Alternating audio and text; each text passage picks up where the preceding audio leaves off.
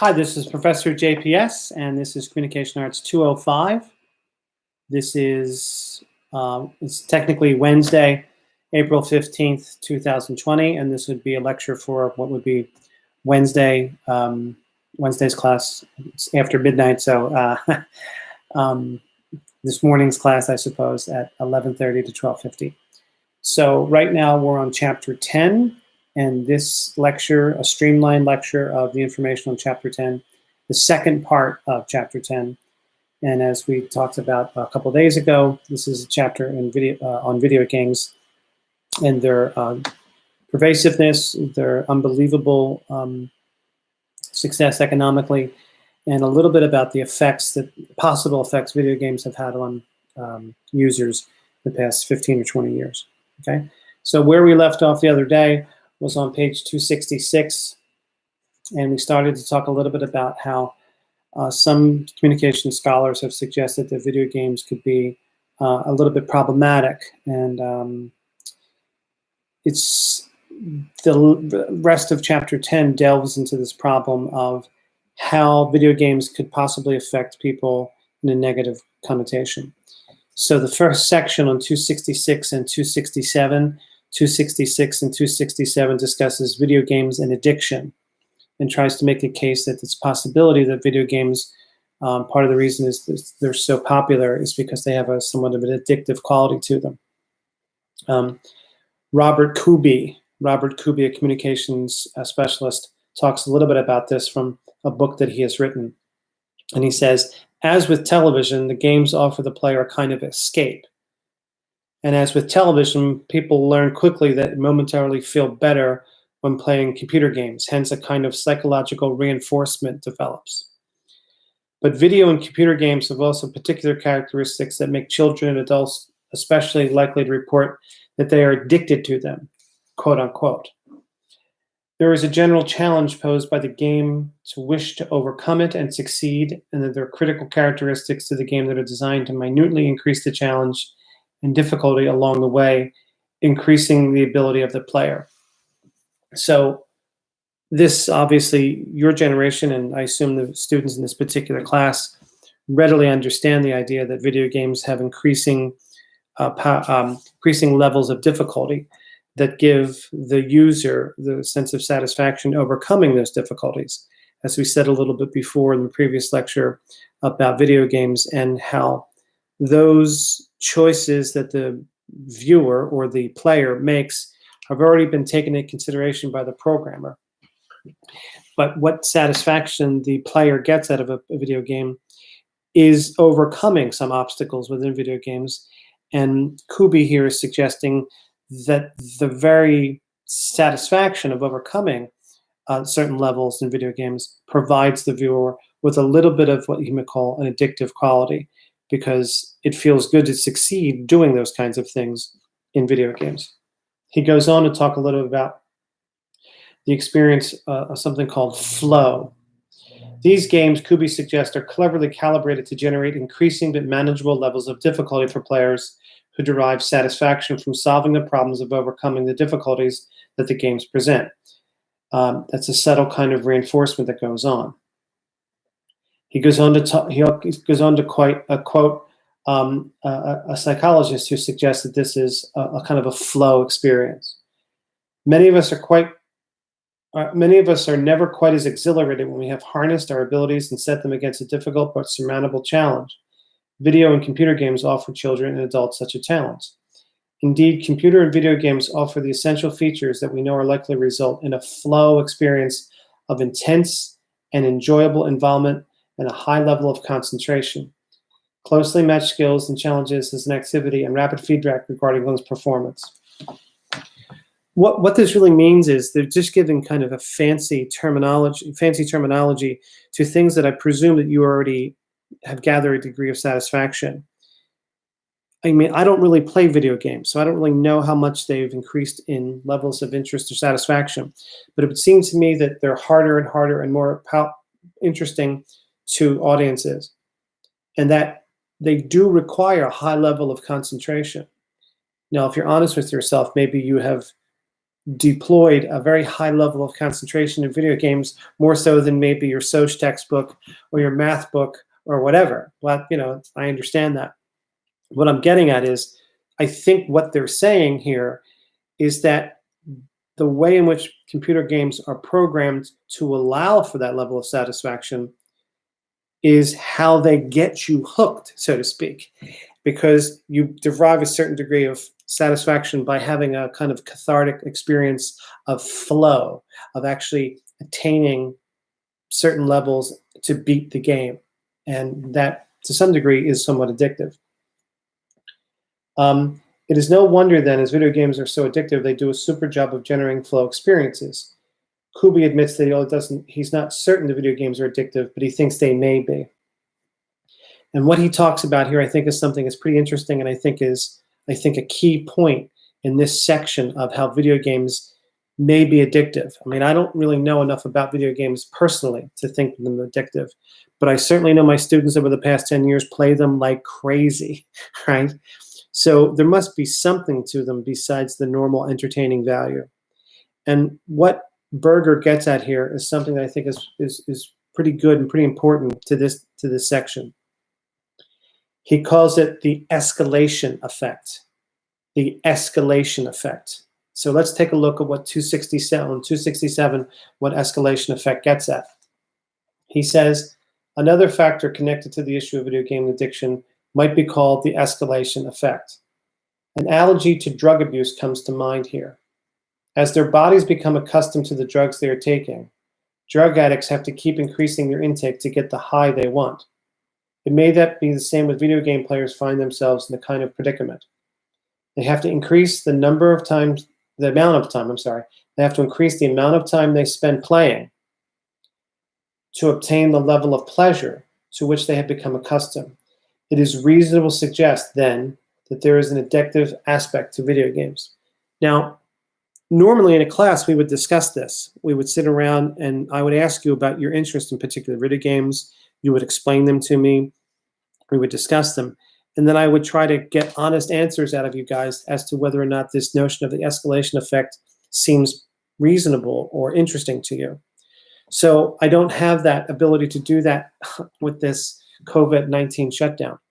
So escalation effect is just the idea that you have to keep playing to get the same sense of pleasure that you had gotten a week or 2 weeks earlier. And it's analogous to the drug addict who has to take a little bit more drugs all the time in order to even get that high because the body's built up immunity to it. Whether or not that is the case, I personally don't know because I don't take drugs, but I don't play video games either. So you guys should let me know. Send me know in an email. Let me know when we're going to have class presentations at the end of the month, and think about the way in which the escalation effect, whether it makes sense to you. The second section about some of the problematic aspects of video games is video games and violence. And I think that Berger tries to play it down the middle, suggesting that, of course, there's always been violence since human beings crawled from the slime. Video games can't be blamed for every violent act that's happened in America. But at the same time, there's been plenty of studies that suggest that there's a kind of desensitivity that often young people have to actual violence because of their consistent use of playing violent video games. It's really kind of a difficult question to answer for sure, but it's worth discussing.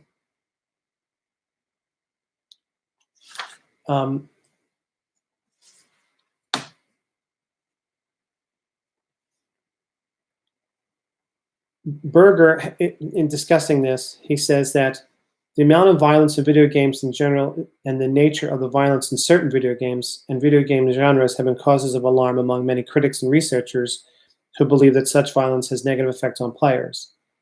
In terms of encouraging real-world violence, playing violent video games may in fact be worse than watching violence in films and television because the players control the violent actions of the game characters who represent them, known as avatars. Such video games, such as wrestling and other fighting games, include little in the way of storylines, and rather they provide players with nothing but a series of fights and violent actions. Among the most notorious violent video games are those in Mortal Kombat series. In these games, players kill their opponents on screen in numerous ways, including ripping off their hearts, electrocuting them and tearing their heads off. Some 4 million copies of the game in this very popular series were reportedly sold in 1999, and millions have been sold since. It seems quite likely that, as some observers argue, violent video games desensitize players to the consequences of violence, especially given that many characters who have been killed can be brought back to life.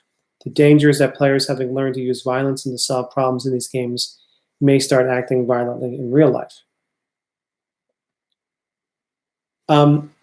There's a couple of schools of thought about this. One could say that the violence that people have in their own particular persona is worked out vicariously through video games, and others suggest that violent video games desensitize the user to actual violence in real life.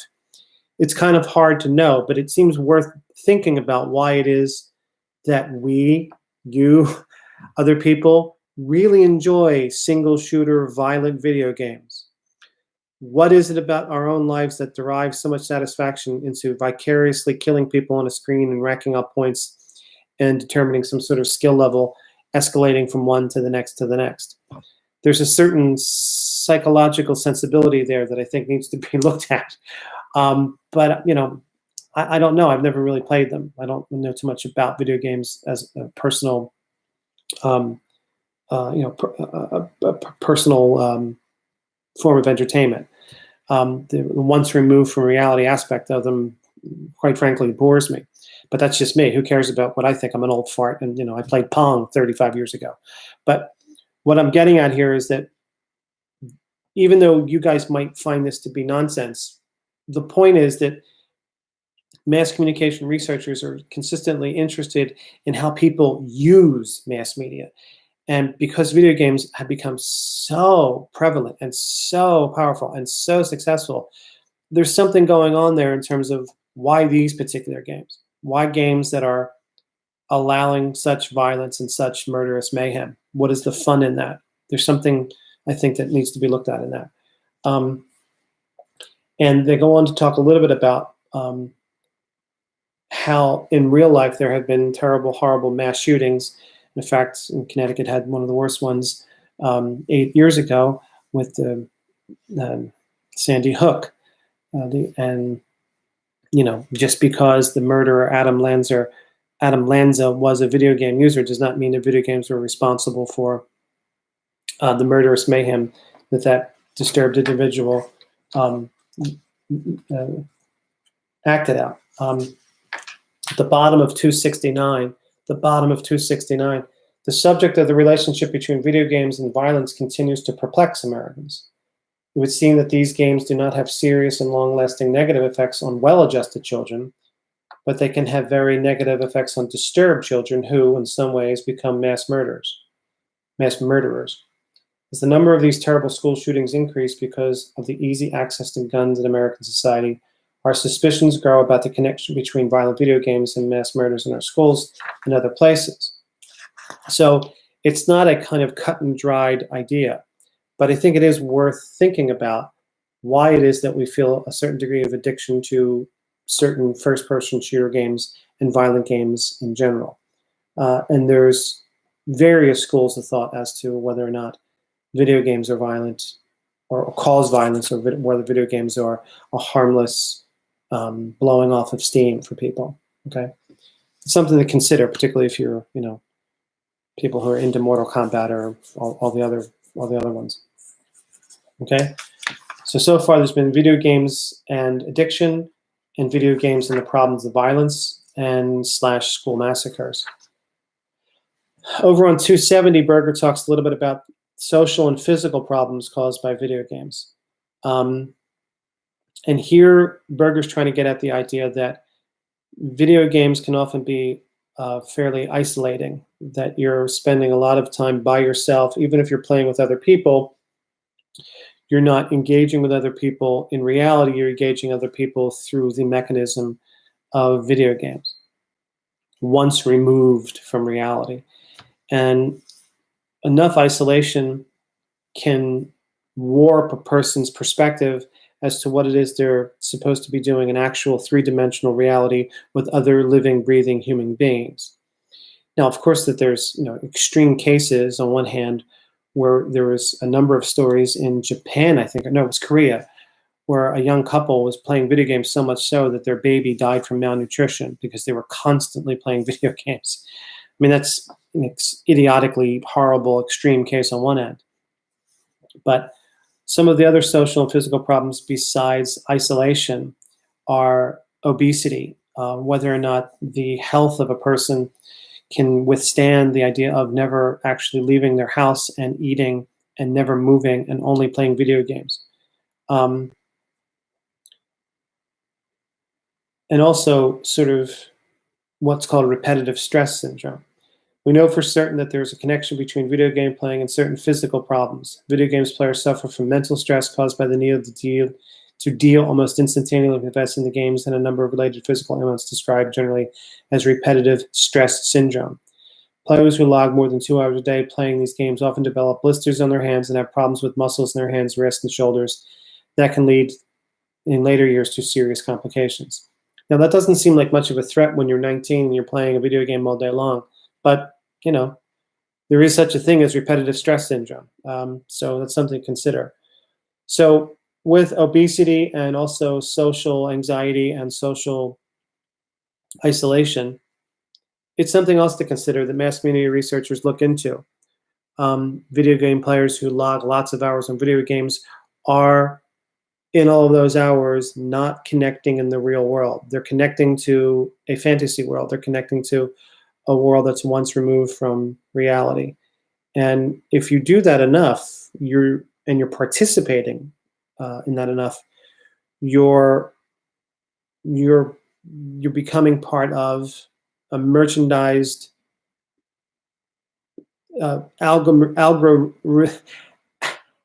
algorithmic pawn in a web developer and a video game developer's game. You're caught in a world that is not of your own making. Even though it's fun, even though it kills time, it can get a hold of you, and you can find yourself in socially isolated, and alone. I once had a student tell me that he had a brother, I think it was his twin brother, who literally used to pee into a soda bottle instead of stopping playing video games. I didn't know what to make of that. I just thought that was insane. I thought that was insane. Another aspect of video games that mass communication researchers look into are video games and the notion of sensuality or sexuality. And essentially what Berger's suggesting, that there is some negative aspects in terms of video game players, particularly men or boys, who have a rather warped or disturbed view of the opposite sex, at least for heterosexual relationships. And that the content of some video games is misogynistic or sexist or women-hating or kind of less than progressive in the way in which women are portrayed in video games. Even some of the video games that are supposedly feminist in nature have a kind of regressive, sexualized version of females. Over on 270 and 271, Berger talks about the sexual content of some video games as a source of considerable anxiety among many parents and young video game players. The media, especially television programs, films, and music videos, are full of sexual material, and most viewers develop an ability to distance themselves from this content. The interactive nature of video games, however, means that the impact of sexual material on players is different. In certain video games, women are portrayed as objects to be possessed, that is, commodities available for the pleasure of the player. Provenzo, 1997, describes one of the most infamous sexually explicit video games from an old-fashioned CD-ROM called Virtual Valerie. Virtual Valerie example will allow you to enter a voluptuous young woman's apartment. Once inside, you can look through her things, including her purse, her books, and even her personal copy of the game Virtual Valerie. The point of the game is to eventually interact with Valerie herself. In one scene, Valerie appears on the computer screen wearing a see-through brassiere, panties, and hose while lying on a couch. With her legs spread apart, she asks the player to remove her brassiere, which she finds a little snug. The object of the program is to eventually remove all of Valerie's clothes and get her into bed with you. If you don't answer certain questions correctly, Valerie won't take off her clothes. Give her the right answers, and she's yours. Now, this just seems like, a version of pornography that gives, I guess, the market of teenage boys to try to to practice, I suppose, some sort of sexual connotation, a sexual relationship with a woman. It's, it's disturbing and backward thinking and regressive and juvenile and deeply, deeply sexist, and gives young boys and young men the total wrong ideas about sexuality. I mean, when I saw that and read that a few years ago, I just thought that was ridiculous and disturbing. And I can only assume that sexual video games are even more sophisticated and more damaging and more disgusting. They go on to talk about even, like Tomb Raider Lara Croft being overly sexualized, and the lack of heroines, that is to say, female heroes in video games. Whether or not that's still the case after this book has been written a few years ago, I'm not so sure. Some of my students in the past have suggested there are some more progressive, more heroic female characters in video games. But I think it's safe to say that there's a kind of relatively juvenile, regressive, and sexist representation of women in video games. And video games, to sort of win a woman, is to undo her in some way and sexualize her in some way, which is base, venal, and simple-minded, and very, very regressive. So those are on page 270 and 271. And with some of the conclusions for the end of the chapter, Berger has this to say: the function of the media analyst who examines video games is to apply these texts, the various methods of criticism described in this book, to understand how they achieve their effects and what their impacts are, both on who play the games and on society. I've offered here what be described as an overview of some of the more interesting aspects of video games. Then there's a considerable literature about all of this kind of stuff. Video games have devoted attention of their players. There's no doubt about that. But let me suggest that video game phenomenon requires the attention of semioticians, psychologists, sociologists, and other critics and scholars, because it is an increasingly important part of the globalized media industry that plays such important roles in our lives. So basically what Berger is saying there is, he doesn't condemn video games. He's not a cornball. He's not a purist.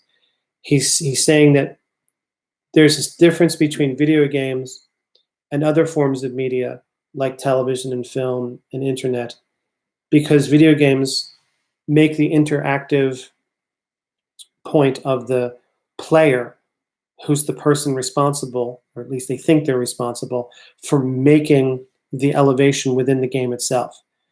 The interactive nature of video games differentiates itself from other forms of media. So why is it that some of the more problematic aspects of video games are not looked in more carefully?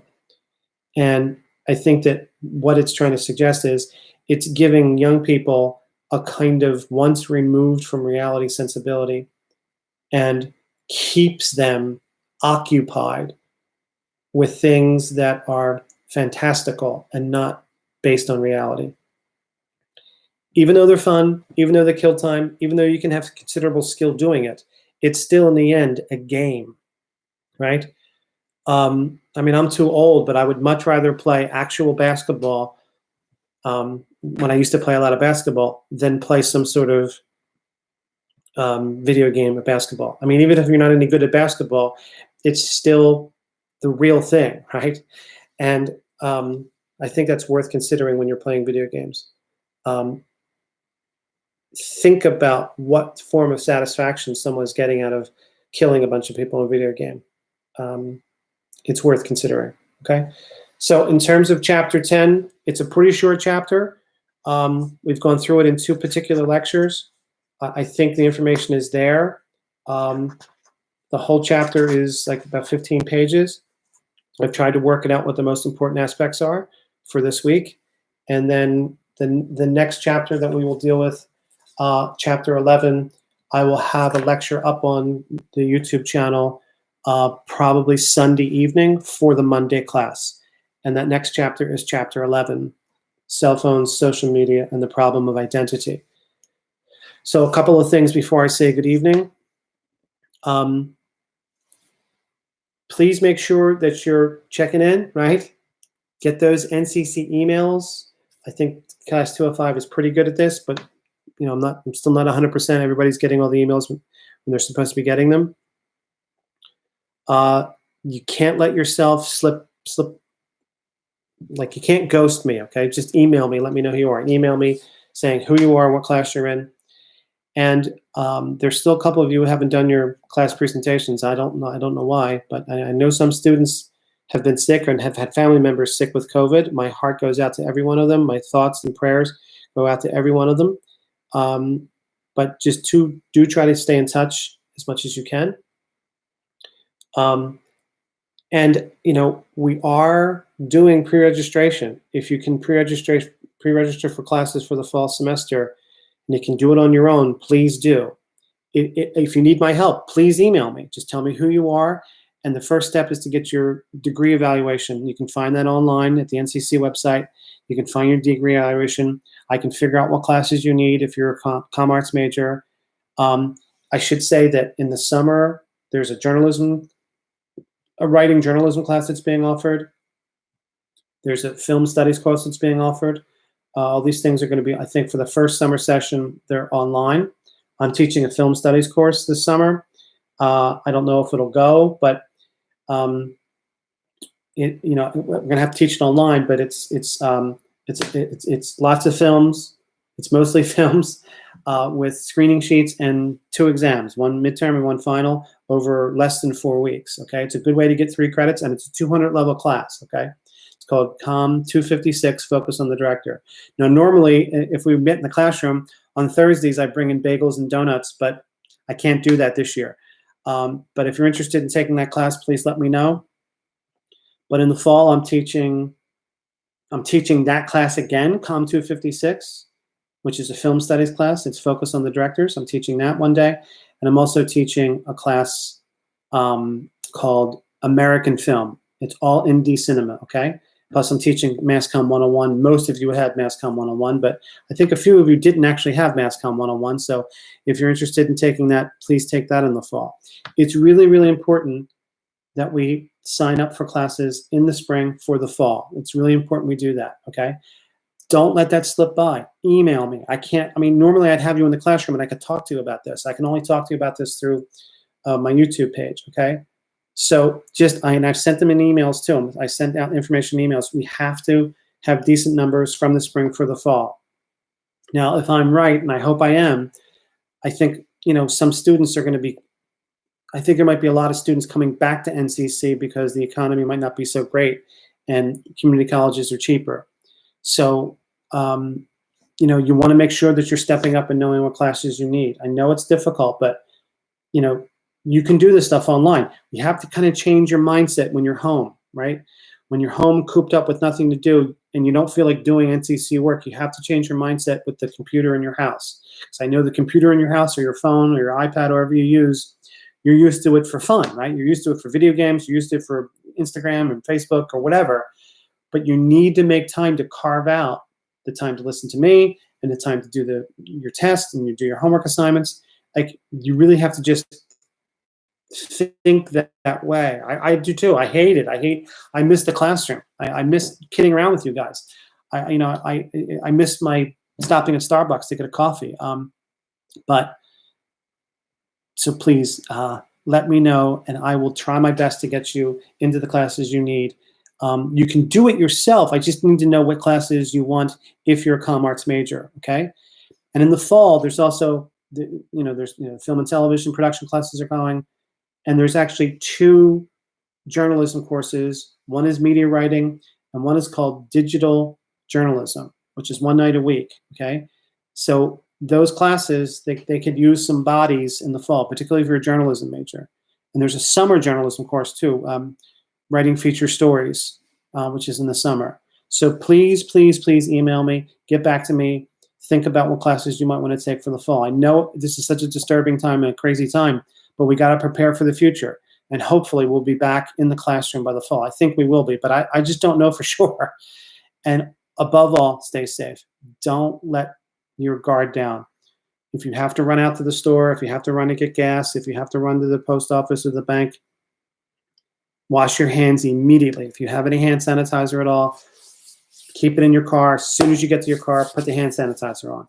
Don't touch your face. Don't touch your face. If you bring in the mail, wipe it down. If you bring in a package, wipe it down. right? You have to. You just have to. You have to. Okay? All right. Good night.